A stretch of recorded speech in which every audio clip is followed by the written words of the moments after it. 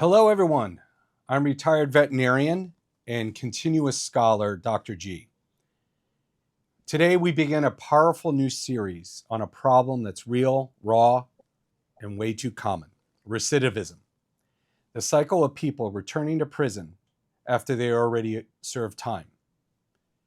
Welcome to End the Violence, where real stories meet research theories.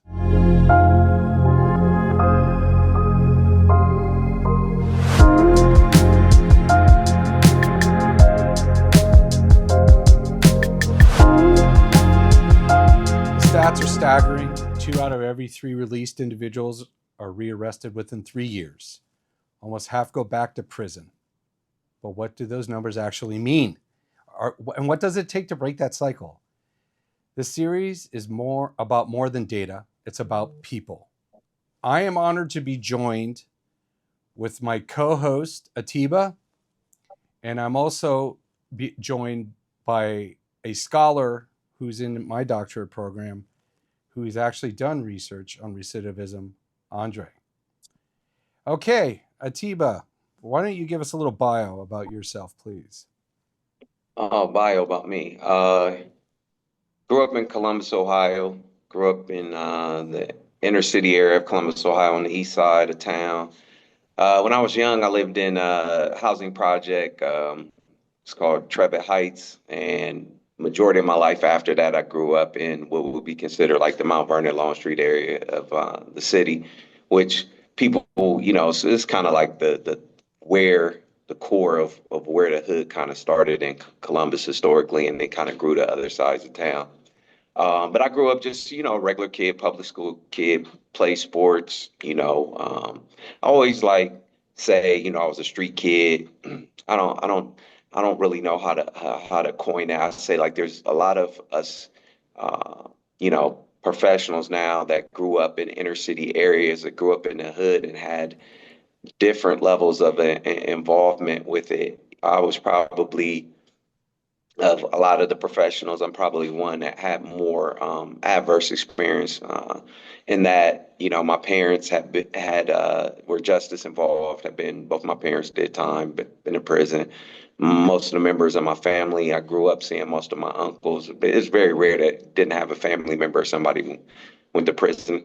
I didn't think that would be me, but I did go to prison when I was 19 and bumped around and eventually got my undergrad degree at Clark Atlanta University. Was able to get my felony record expunged, and I went to graduate school at The Ohio State University. Came out of grad school around 1998, and then I worked social service agencies for maybe about 10 years, and then I kind of moved on into the government, and I was a court administrator, head of the Common Pleas Court in Franklin County for about 10 years. I taught at a local university for about 10 years, and went through a divorce, left the field, and kind of started doing some entrepreneurial things and starting businesses on my own. In the last year, maybe a couple of years, decided to kind of take a turn and help a longtime childhood friend who had been working in violence intervention, since he came home from prison. Dr. Sean Stevenson, who's the founder and CEO of In the Violence. So, he came home back to Columbus after doing 20 years federal time. And I don't know if you've mentioned in your story, he was co-defendants with Freeway, Rick Ross, Oliver North. A lot of that was the CIA Contra scandal, for crack in communities. But over the last 2 years, we've been really working on educating people. In addition to getting funding and moving forward with the type of work we do, I think one of our big challenges is educating the public that there is a difference between law enforcement and community violence intervention, which is what we see ourselves as. We're a community-based organization, and we can talk about that a little later, but we deal with justice involved pretty much I'd say 95 to 98% of our staff are justice involved. been to prison or jail to some extent. Most of them are just returning home, and we're helping them find a direction. Especially because I think it's great we're covering recidivism. Most people don't really understand some of the pitfalls that justice involved people experience when they do return to their communities. You know, a lot of us look at it from a distance and say, "Ah, this doesn't make sense. They got a second chance. Why aren't they doing this? Why aren't they doing that?" So hopefully we can talk about that and some of the pitfalls and some of I think there's also cultural issues that come into play. It's not that just black people or white people or have different experiences with being justice involved. I do think that the experiences are different and unique. I also think culturally, the way communities and families react to that are somewhat a little different. And I think more than just culture and race, there's an economic spectrum that attributes a lot to how justice involved people come back. And maybe I'm jumping ahead of here, but I think a lot of those dynamics impact recidivism rates, like and primarily in African American community, impact us in a very, very negative way. But that's my open. Thank you, Atiba. Okay, our other co-host for today is Pastor Andre. Why don't you Yeah. give us a little bit about your background, Andre? I'm glad Atiba went first because it gave me a blueprint I could follow. Just be myself. Um, yeah, I grew up in New Jersey. I was born in the Bahamas, actually. I often tell people I was made in Jamaica, born in the Bahamas. So I have a little bit of the Caribbean life, having lived there, and then I grew up in New Jersey. And before the show, we were talking a bit about just our upbringing. My father's a pastor. And my mother was a homemaker and an entrepreneur with an accounting background. And so we lived in the suburbs, but I attended the Christian school, which was in the what we would call the lower economic areas, to give it one of those official titles, right? And so my father's church was in Newark, New Jersey, Jersey City, New Jersey. And so when the government was giving out the government cheese and the government peanut butter, and I mean literally blocks of cheese, right? And the big tubs of peanut butter. And all of the different the milk and all of the and even they at one point, and this is kind of crazy, they were giving out shirts that had prison stripes on them, but they weren't black and white. They were white and pink and white and blue and purple, and so but they had the prison stripes. It was these Yeah. tops. I was like, what's going on here? Just prepping, but um, that experience though allowed me to see the challenges on both sides because there were challenges in the suburbs as well. It wasn't all good in the suburbs. The drug epidemic started to creep its way. I started seeing some of that. But anyway, um, I went to a historically black high school, boarding high school in Pennsylvania, Pine Forge Academy. I started in 1946. And there I learned to become independent. I learned to cut hair. I became a barber, and one day maybe I'll tell that crazy story. But it was more like a reform school when you think about it, not because that was his purpose, but in order to keep 200 to 300 young black males and females doing what they need to do, it was very strict. So we learned how to circumvent the system in a lot of ways. And so I went to a historically black college, Oakwood University. Back in the day, it was Oakwood College in Huntsville, Alabama. So here I am now driving from New Jersey, eventually from Maryland, where my father moved to, down to Alabama through Virginia and all these different things. And so you can imagine the brushes with the law for just driving on my way to college with a car packed down with bags. So, but while I was in college studying psychology, and we were talking about that, um, studying psychology, trying to understand myself, um, I decided that I was going to go down the road of scamming at one point. Not, and that ended up after a 2-year run. Uh, that when they pulled us, they said we probably were in for between 2 to 6 million. They couldn't peg it fully. Um, and I walked out that day a free man. And so handcuffs in one moment, free the next moment. The person that was with me was not so lucky, so blessed. They ended up doing 19 years, and in different counties combined. And so I realized that that could have easily been me. It was just that whatever I had done was not fully in the system, I believe, at that time. And so, you know, but then I decided ultimately I went overseas as a missionary because I was still in school, still graduated on time and everything. And I went to Korea as a missionary to kind of clear my head as an opportunity. But I ended up having to teach a Bible class. I thought all I was teaching was English. And so pastor's son, but really, I mean, I wasn't paying that much attention. And in school, I'll be honest, I paid my tuition, but I didn't pay attention. Mm. So I was just really trying to get away and find myself for a while. So I went there, saw another whole another world, read the Bible, and really accepted the fact that there was something there, that there was this love story that was present. There was some hope and there was direction and guidance.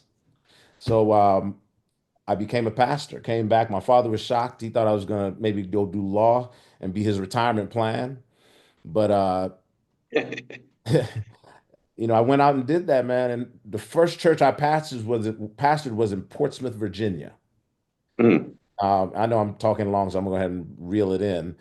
But it was at Portsmouth where the old folks was like, Pastor, we want you to go with the prison ministries. And I started going with them. And we ended up in some of the maximum facilities and minimum facilities. And that's when I started understanding the difference between prison and jail. Right. And like in today's world, so we can go deeper into that, but basically that was the start of it. And so every church I pastored in California, and I ended up going and ministering in Chino in the maximums and minimums there. And so when I decided to go back to school for my MBA in 2018, I didn't know what I was going to write on. I just want to improve my business acumen. But Gotcha.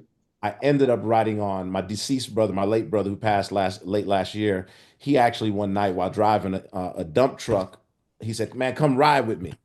And while we were there, I said, "Man, I got to decide by tomorrow what I'm gonna actually write on." And while we were riding, he's like, "Man, I got this idea, man. I want to share with you." And it was called Encourage. It's an app to help stave off recidivism.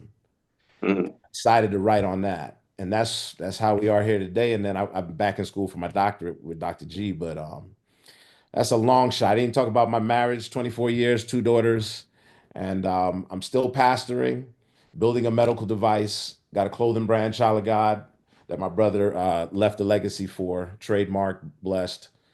That's the long and short. Andre, it didn't surprise me that you waited to the very last hour before you were going to decide what your report was going to be on to end your MBA career. That doesn't surprise me at all. That does not surprise me at all. Well, okay, so I'm going to start with you, Andre. What is a simple definition then of recidivism? How would you teach me, who's basically just learning about recidivism, and what's the simple way to explain it to somebody? So once somebody has already been in the system, already arrested, whether jail or prison, um, they come out and they could be violated because maybe their parole or their probation requirements are not being met. They fail a drug test, etc. And so those are parts of the requirements not being met and could land them back in prison, getting arrested again for some other issue. And so that's what recidivism is, but there's another word, churn, that we also should pay attention to because that's part of it. That's that when you actually look at the actual numbers of how many people, there's 600 people admitted into, put in prisons each year. 10.6 million is the numbers I saw recently for jails. And so those people every year, that's how many people, and many of those are people returning. And then they have all these statistics and stuff like that. So that's the simplest way. Being put back in. Yeah. Okay, Atiba, why why should we care about these rates? Why should we care about What? recidivism at all? Oh, I mean, the answer to that is in the definition of recidivism. They're coming. It's cyclic. So if they're going in and out of the system, then are you is the system working? That's what you got to ask yourself. Like, we look at institutions, and I think as society we have to stop looking at this punishment model. You did something wrong, so now you have to be punished, and punishment will fix you. Punishment doesn't fix you. I mean, we say rehabilitation and corrections, but the reality is most of society, I think, once people go away, they just assume, the assumption is this person's a criminal or this person's a bad person, so they should be locked away. Where I think if you sit down with logical people and they really think about it, they could probably, anybody in this world could probably sit down and at least in a matter of minutes come up with 10 different things they did in their life that could have ended them up in prison. And that doesn't mean they have to be guilty. There's also, you could be guilty by association. So it's huge. And if you take all of that away, just look at the cost. And I don't know them right off my head, but you just start doing numbers when you talk. I mean, we've looked at studies that suggest that in Central Ohio, every murder with at the hands of gun violence costs taxpayers about, conservatively, about $2 million. So now look at that industry on a national scale.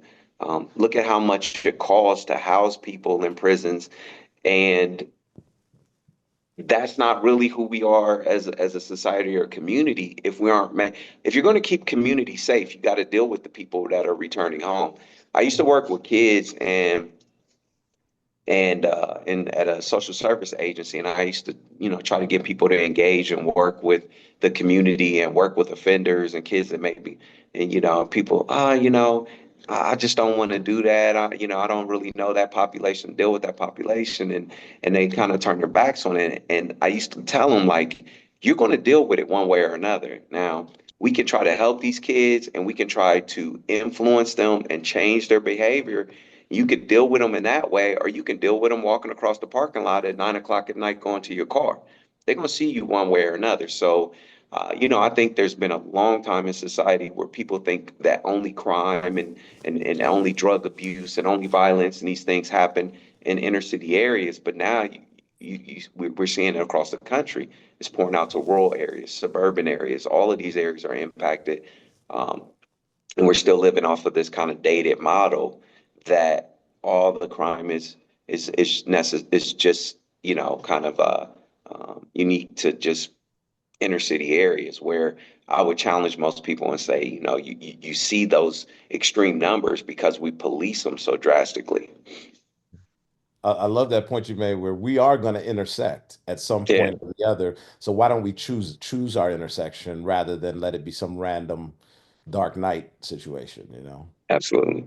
Powerful, powerful. So, Andre, you and I were talking before we got together, and Hmm. I'm going to ask you this first. Um, what does it mean to you that 2/3 of the people are rearrested within 3 years? What did you find? You were telling me through your research that you found might be one of the causes. Well, first and foremost, when they were arrested the first time, they may have lost their job. They may become housing in state, the stability of their housing could have been at risk.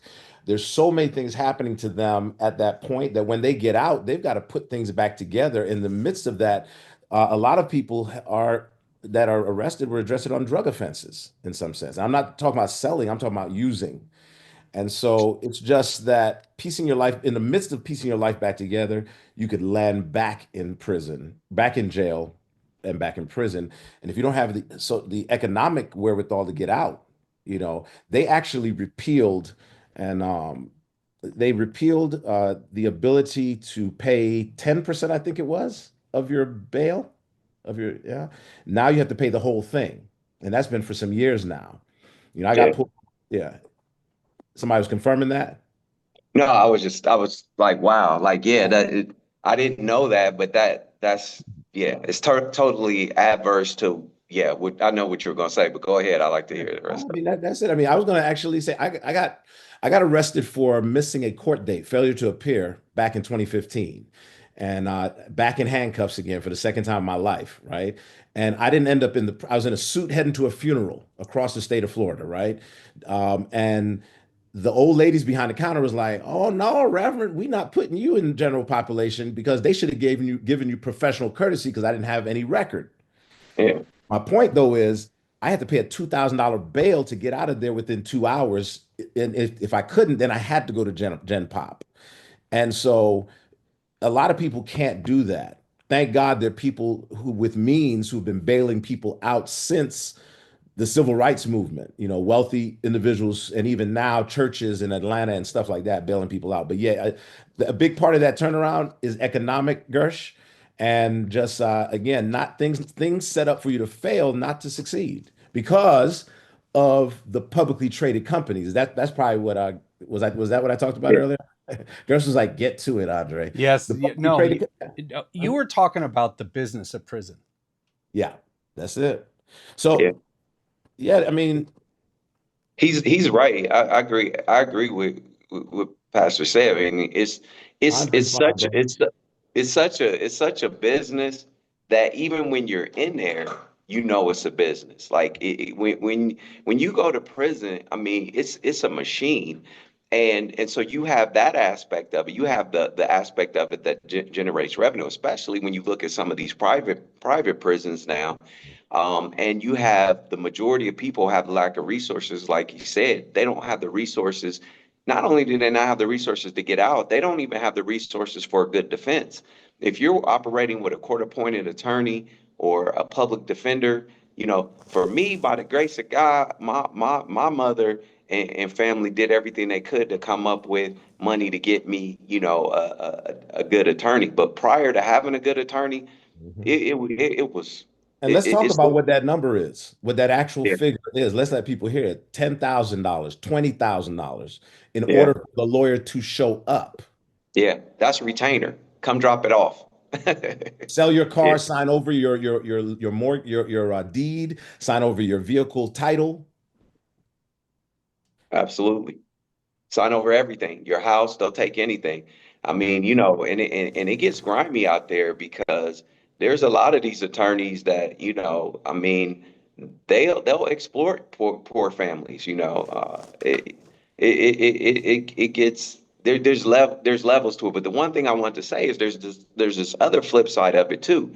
So I went to prison for shooting a couple guys, and when I got out, I remember, my PO was like, "Listen, now I got kicked out on. It wasn't really like a shock, but they held my time on the shelf. So instead of me having a parole officer, even though I came from prison, I still had to report because I had all these like fines and stuff. And so like one of my requirements was I had to pay off all my fines, I had to pay off restitution and stuff like that. But I had to go get a job. So I remember they give me this guy to go talk to that has like a company that basically I'm washing clothes for hotels and stuff like the sheets and shit like that. And this dude, I was just having this conversation with my girlfriend yesterday. This dude is like, yeah, this is how it's gonna work, and he lays out, and I'm making like minimum wage, but then I gotta pay him for him giving me this job. Now that's not on the record, but I'm like, yo, this dude extorted me. Yeah. So not only is he extort me, telling me how much I got to give him out of check for letting him on to work this job, this is the same dude that can get me sent back. Like they can get me hit on a PV or on I'm sorry, on a parole a parole probation violation. So and I went when I was 19 years old, so I'm like 20 years old at the time, and I'm Exploited. like, yeah, exploited. Now on the flip side of that, everybody in the hood it was like my status just went up because even though I could hustle and I did shit back in the day, the way that my case went down and the number of people involved and how it all went down, a lot of cats was like, yo, man, tell T's come holler at me. And they wanted to give me work and put me on because, like in street terms, it's just like there's a whole underwater society that most people don't know. And that's why I tell people, like, if the same way you have credentials and things in the public sector is the same way it works in the street sector. So if you are a dude that can put in work, and a lot of people say, oh, this dude, and you think just because a guy got a gun that he could use it. That's not true. It's a lot of cats out there that grow up in the hood that ain't gonna pull that trigger. They might beat your ass. They might, and we laugh and joke. I tell people, like, no, I don't have any ill feelings toward cats that won't pull that trigger. I know dudes, street cats that grew up out there, they beat the brakes off of you, but that's just not their thing. Not everybody's a killer, not everybody's a shooter. So you think about people out on the streets, there's huge benefits for having people in your circle that can do what they say they need to do, you know? And what better way to validate it than to actually do. Now, even though they're out here doing the work all the time, if you actually can do the time and you go do the time without snitching and telling on people, your stock rises even further. So it's interesting that people send you out and say, "Oh, go get this job," and they're extorting you. They want to pay you minimum wage, and they don't look at you as being an asset to the community. But then there's guys in the street like, "Hey, I'll feed you." So there's this balance. Not everybody who recidivates. When you go in, if you go into these jails and prisons and talk to people before they come out, everybody has the idea of how they're going to stay out of the streets and how they're going to do this life. But it's hard. Just getting back in there, just getting back in the flow of life is very complicated when you're coming from prison and you're being recruited by the wrong elements. And then it seems like the good elements that you're trying to immerse yourself with don't really want to have anything to do with you. You know, they've already got this preconceived notion about the type of person you are. Absolutely. I mean, So when you said private prison, I Yeah. think immediately for profit. So Yeah. they want people to come back, don't they? yeah, the prison industrial complex. Mhm. It's the student, like you have the school to prison pipeline by fourth grade. By the amount of kids, depending on their grades, they can determine how many prison cells they need to build within the next 10 years. And they've lowered the age of adjudication in the state of Florida, for instance, to 14. Those are publicly traded for-profit prisons that lobby for the reduction of the age that a child could go to adult prison to 14. So it's a business, and it's set up to it rakes in, human capital. Absolutely. And even if it's not private, even if it's a government run, you have to understand the dynamics of that. Most of these prisons, like in Ohio, we got 88 counties. In Out of those 88 counties, roughly 8 of those counties are urban. Well, those prisons are located in rural counties that survive off of those bodies. So if you're depending if they send you to Lebanon, everybody in that prison is almost related or from that community. Those communities live off of that, and these prisons actually Pay them are the more. pillars to their economy for a lot of these. So you got the other 80 counties in the state of Ohio that aren't sending massive numbers of prisons, but they're benefiting from it. Well, government run prisons are funded by the American people who pay their taxes. So I would think as a citizen, I wouldn't want it. So are most the prisons going private now? Is that what they're doing? I mean, there's another element in the middle of this where those federal prisons are contracting with public people for contracts, government contracts, to send in the food and send in the toilet paper and send in the whatever. Absolutely. So it's a business all around, either way you shake it, because America is the biggest, the government is the biggest employer through government contracts. Yeah. And you said the public are taxpayers and the public, but you got to remember the public is not really well informed. And so people can spend to the public whatever they want. The political game is to push law enforcement. And we've been funding law enforcement since the establishment of our country.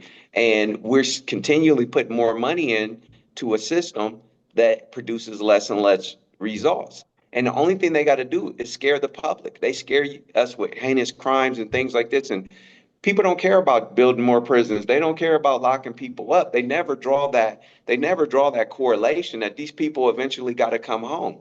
We work, like it's interesting, but at ETV, we got people that work right there with us with ETV that have like 15, 20, 30 murders on them.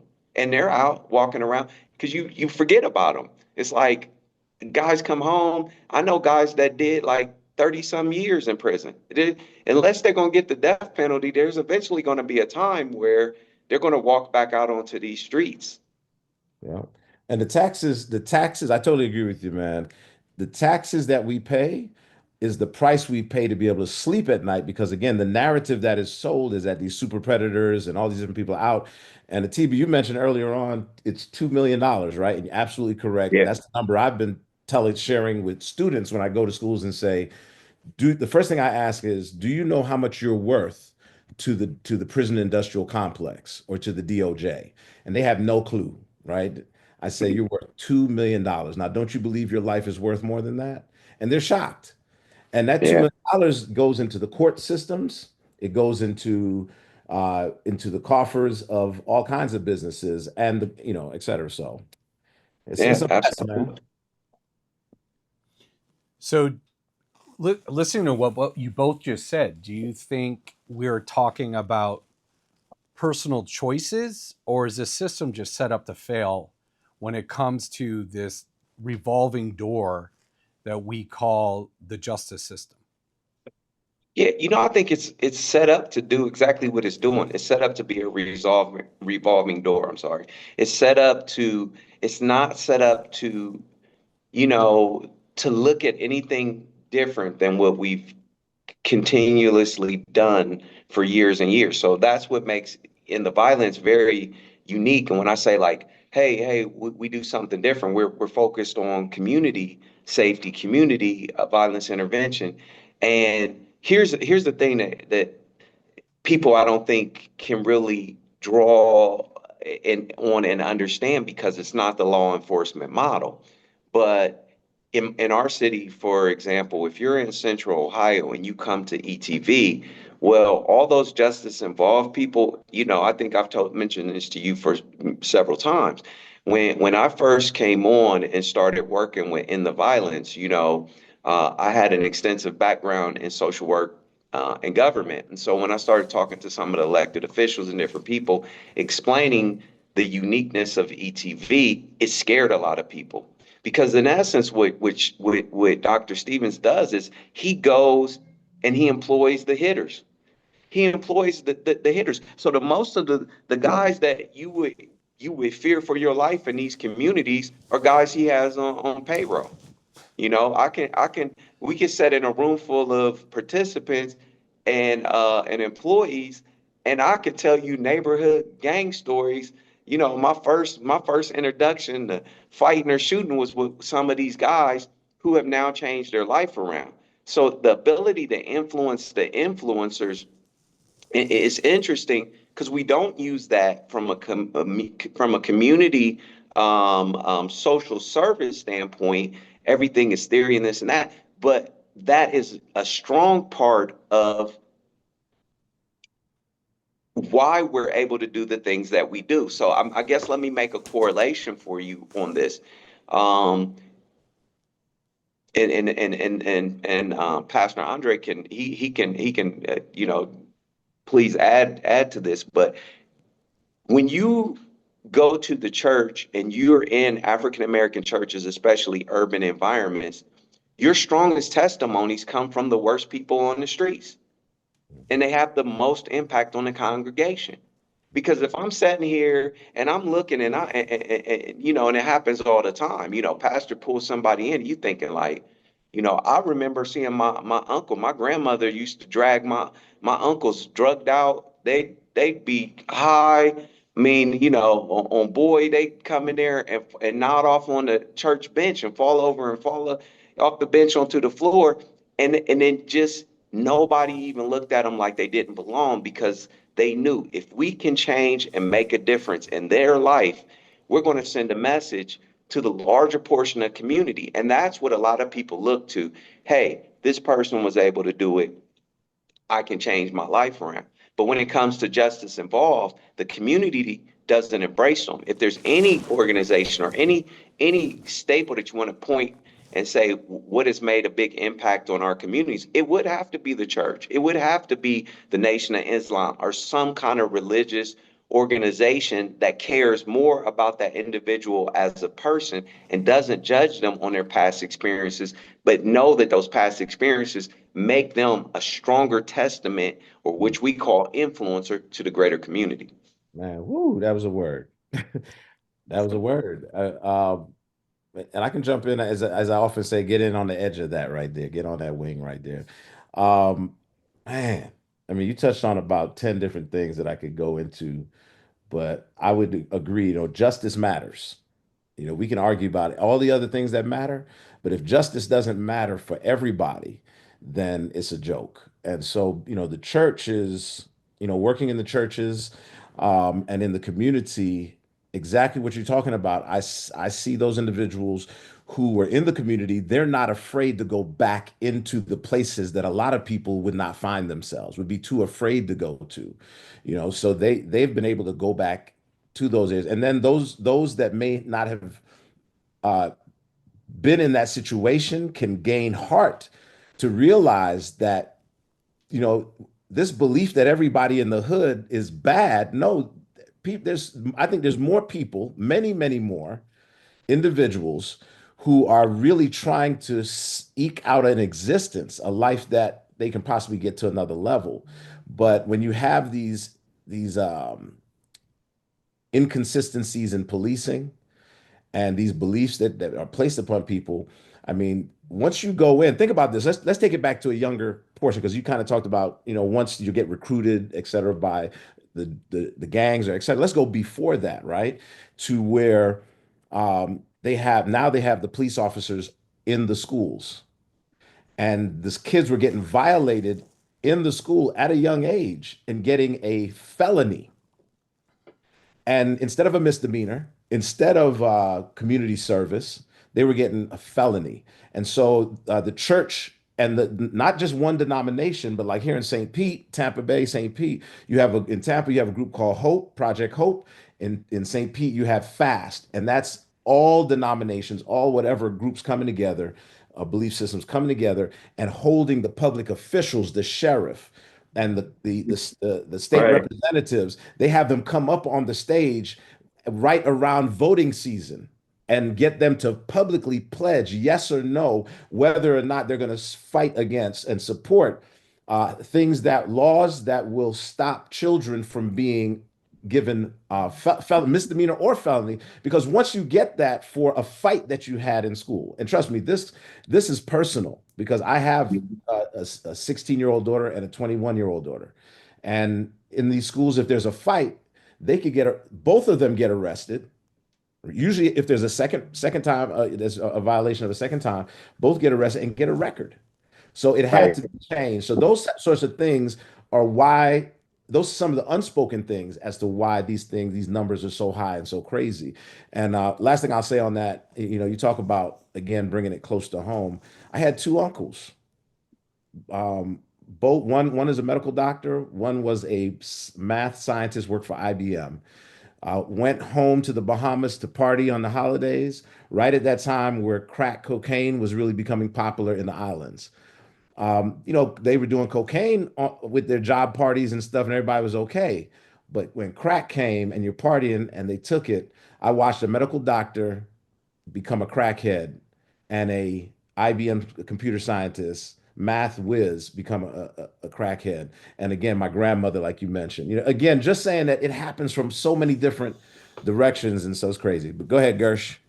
I can keep going. No, I mean, the thing is, I'm here and I'm humbled that you both said yes to doing this, because, you got this white Jewish boy in SoCal that wants to learn and wants to educate himself about this. And so I'm very humbled.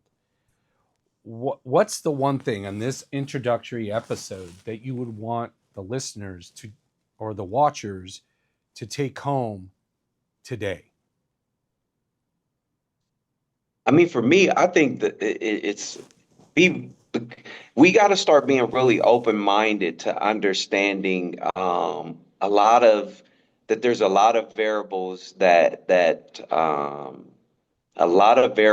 impact the person's life throughout the stages. I mean, I think both of us were going back and forth about how life events, structure things, but in our country, we've let the media take the lead on it, informing us about how to deal with violence or communities and things like that. And the thing that I would say is that there's not going to be any real solution for safety and violence prevention or anything that's going to happen in any of these communities absent of those participants coming from those communities, coming from those ecosystems. We can't go out here and just assume we know all the answers. I think you mentioned I'm in Colombia now and I have a home here.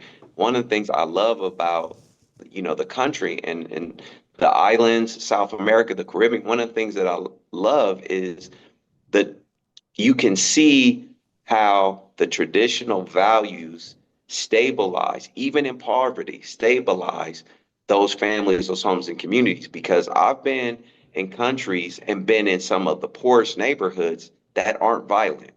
And that doesn't correlate with the United States. United States, typically, if you go to a poor area, it is riddled with violence. It is policed more than any other area. Everything, and so that has been our model for a long time. So I would encourage listeners to just be open to understanding that some of the solutions might not be delivered the way that you thought of them in the past, and that there's so much more of a story to these inner city areas that's not being portrayed. And I think I mentioned, on the first shows, it's like people had the assumption that, oh, if you grow up in this community, the majority of people in these communities are criminals. And that is so far from the truth. It's a very small percentage of people who disrupt those communities, but it's really hard to break those cycles of disruption because that is, for lack of a better word, where the influence or the talent is. You can have there's imagine if some of these guys you went to prison and you flipped it around and said, man, if I could probably right now go to Ohio prisons and grab 100 cats that I could bring back to the city of Columbus and put on the streets and make them safer than 1,000 police officers, you know? But you hear that and you say, well, why would we have a criminal do policing? Well, you got to influence people to be on a team one way or another. It's the same way you got good guys coming home looking for opportunities for prisons, but they're being recruited by the streets. If we don't recruit them, the streets is definitely going to recruit them. And so we have to start taking a common sense approach and understanding that we have to be open to some different ideologies in regards to safety. So I'm glad to have a platform to have this discussion. I think, it should be open for those conversations so that we can learn, each side can learn about the other. Because one of the things you got to remember is a lot of people coming from impoverished communities and communities where they don't have those resources, they don't know the professional world and they don't know how things operate on that end.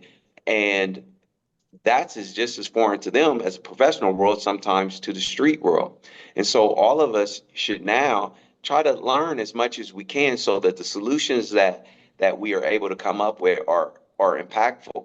I think there's no citizen out here that doesn't want safety. No part, people say, oh, well, why don't the police, we've had this conversation, why do people not participate or help the police and everything? Well, you're just getting a small portion of it when you say they don't want to tell on people and they don't want to this. It gets a lot deeper than that. So hopefully with this platform, we can delve into these issues, recidivism, poverty, finances, how the prison system is a corporate conglomerates that are running things, including the music industry, and own stocks in both. Like we can have those discussions, but people have to be open to receiving the information. Absolutely. Absolutely. I would say, let's remember everything Atiba said, and then say, let's remember there's a person on the other side of the situation, a human being who makes mistakes, who can turn their life around as well. Let's remember that. So I think that's one of the things. And then also the second thing I would point out is that be aware of where the future is heading with the digital transformation of everything, including policing and watching persons under supervision. Just like healthcare is moving into the homes, look it up. Prison is moving into the homes because they're saying, you're going to pay for your own water and lights and food and a place to sleep, but you're not going to be able to go live a free life, and you're going to have to check in, et cetera. So we're moving into a digital realm, and that's going to be interesting. People are not going to be able to get away with the things as well that they used to get away with. It's funny, targets will wait they'll let you steal from them until you hit 1,200 or 1,600, whatever the figure is that they can actually prosecute. And so people are tricked into thinking that they're getting away, but you're not getting away, not in this digital world. And lastly, if I remember, um, hmm, it is one last kind of not necessarily a warning. I was talking about the changes that are coming, the digital change. Um, it'll come back, but I think again, just most importantly, that there are real people who are being affected by this. Their lives are being affected by this. Their children are being affected by this. One of my mentors, Dr. Wintley Phipps, he runs the U.S. Dream Academy, and the U.S. Dream Academy mentors children of prisoners because 70% of kids whose parents are in prison, they end up in prison too. So that was the third part. I knew it'd come back. It's that let's get involved. Let's not just get on a podcast and talk about it. I know Atiba, you're involved. Gershon, you're bringing this together. You're involved, and so let's get involved at the grassroots level as well. The state of Florida has the crime prevention program, and they pay a lot of money for that.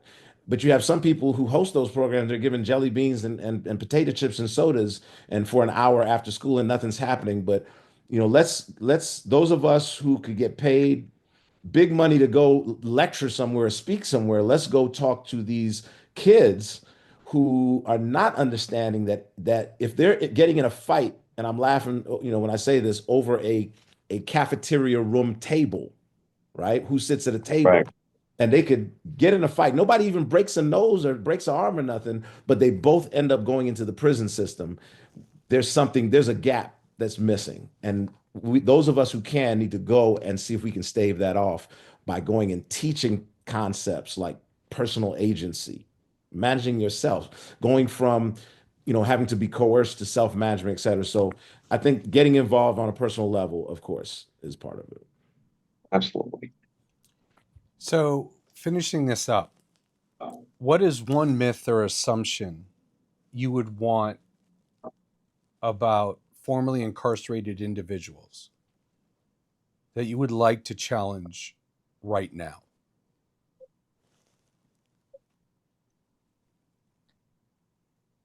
Yeah, I mean, I think I'm a living testament at, you know, justice involved individuals, are not, um, are not off, hate to say it, but not all bad. Like, there's this conception within the larger society that once a person goes to prison, that person is, is something different than what they are. And I worked, for over 20 some years. And I mean, I was a court administrator. I was head of the court system for 10 years. And no one really realized that I was justice involved and had been to prison. Now, my record had been expunged, but most of the professionals I work with didn't know that. Now it was interesting because I'll be walking through the courthouse and you see cats, oh, Tease, what up, bro? Like run up, you know what I mean? And so they would see that aspect of. I remember one time I seen one of the guys who grew up in my hood, Big Tom. He looks at me, I'm in a suit and tie and everything. He dapping it up, telling me about all the homies and where they at and everything. And he stopped and he like, man, bro, you ain't the motherfucking police, is you? And I'm like, nah, bro, I'm working at the courts and stuff. So a lot of cats knew once they knew I was there, they get, have an issue and they come over and Simon clerks would come back and say, hey, there's somebody out here, they look scary. And I'll be like, send them back. And it's guys that grew up in the hood. But I would want people to know that it's just like Pastor Andre said, there's a person with real life experiences on the other side of that, and some of the greatest people that you know that would be huge assets, tremendous resources for our community, are also some of these people returning home from prison. And I would say, that don't think that, and part of what the last part I said before, don't think that the little bit that you can do doesn't make a difference. A lot of people feel like, oh man, what can I do to really help change, affect this change? But you know, when I lecture, and I hate to say lecture, that's a academic, such an academic word. When I go to Preach. talk When you to people, preach, you're no, a not There even you go. preacher. preach, not even That's preach. right. Preach. Not even preach, actually. When I go to talk to like women that are being released within the next 30 days, and I'm just there to encourage them, tell them an encouraging story, a story of hope or whatever. When it's their turn to share, they break down in tears. I mean, like these, you know, they are so scared that they will get back out into regular society, and that they will end back up in here. It's a terror in their minds and their hearts. And honestly, I would like to see that people can have hope that that's not just the reality that they're going to live like this cycle that's just going to keep looping for them. And so I'm hoping that that's what I would say. I would encourage people that they're not throwaways. Yeah. And just remember, guys, this is just part one of multiple conversations I hope to have with the two of you, because I think it's very important for us to educate everyone out there. And I mean, there are people who are ignorant, and those ignorant ones can't be educated, and that's kind of what makes them ignorant, in my opinion. But both of you have really, really touched my soul in some way. Atiba, with your redemption tour, which is just incredible, and Andre, obviously, with the stories that we've shared going through this doctorate together. I thought, what better than to have the two of you here to discuss such a big topic that a lot of people just do not know about or don't care to learn about. But going forward, we will have more episodes on this. We will be able to hopefully at least reach people, hopefully get some more community involvement, and more importantly, bring some of these great nonprofits to the forefront with their incredible work they're trying to accomplish. Mhm. So I just want to say thank you guys for today. We will be back again with some more crucial conversations that need to be had, and education as well, especially for me. I'm not going to lie about that. And we'll talk to you all next time. See you all later.